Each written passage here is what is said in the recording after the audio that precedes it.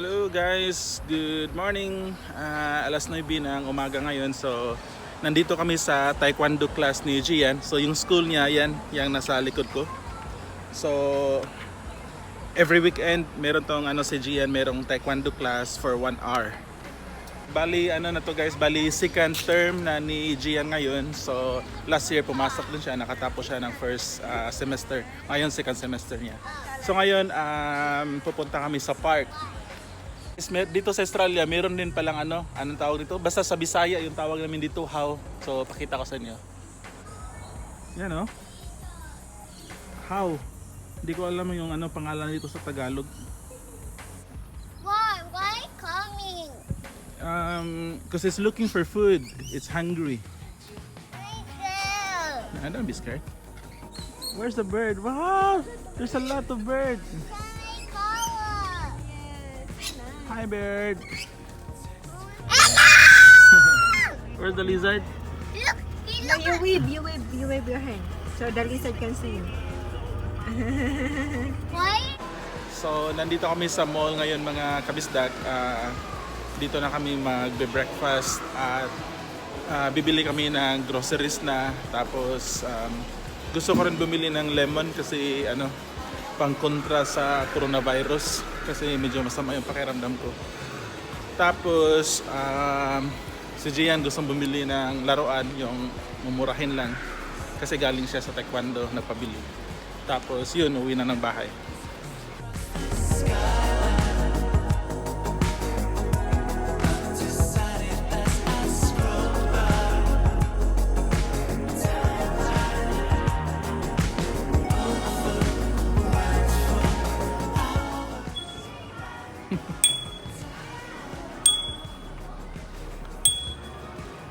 Bibili ngayon mga kabisdak, so bili tayo ng curry chicken,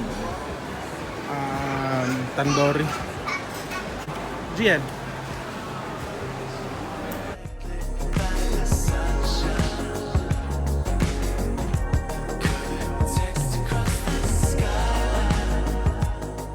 mga pagkain dito mga kabisdak sa Australia na notice ko, halos lang pare-pareho lang yung lasa. Mostly sa pagkain dito mga oily. So yun. Iba pa rin yung sa atin yung pagkain Pinoy. I have the chicken curry. Butter chicken. Ito yung binili namin mga kabisdak. Tandoori chicken. May may soft drinks.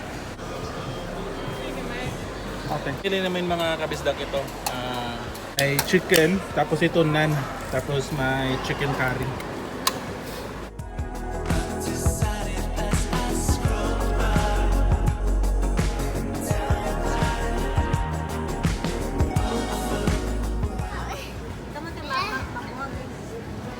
Very good.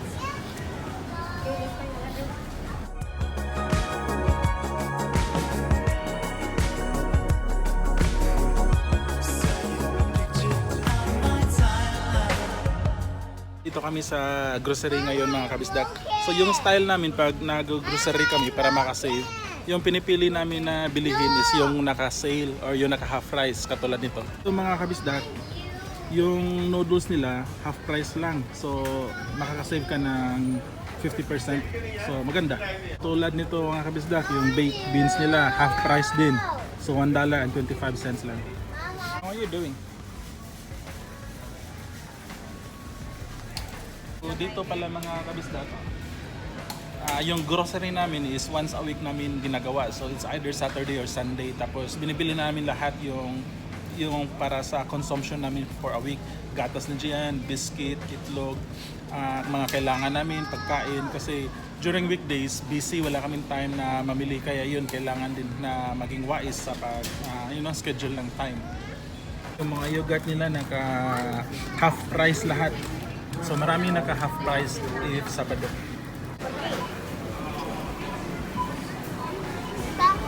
Itong nasa likod ko mga kabisdak, so dito kami bumili ng karne, parang butcher shop siya.